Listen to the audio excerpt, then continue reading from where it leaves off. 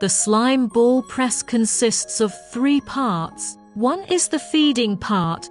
The feeding part of the coal slime ball press is mainly to achieve quantitative feeding, to ensure that the material evenly into the roller. The screw feeding device is driven by the electromagnetic speed regulating motor and rotated by the belt wheel and worm reducer to force the pressed material into the main feed port. The second is the transmission part.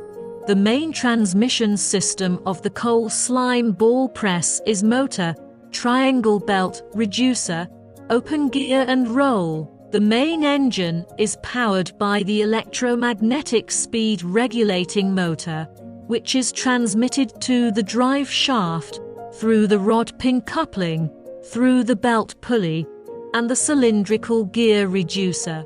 The third part is the forming part, mainly refers to the host part of the coal slime ball press.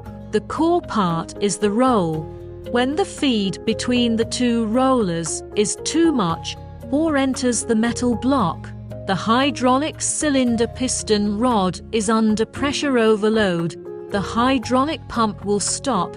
The accumulator plays a buffer role on the pressure change. The relief valve is opened and the oil is retuned. The displacement of the piston rod increases the gap between the press rolls, so that hard objects pass through the press rolls, making the system press back to normal, which can protect the press rolls from damage.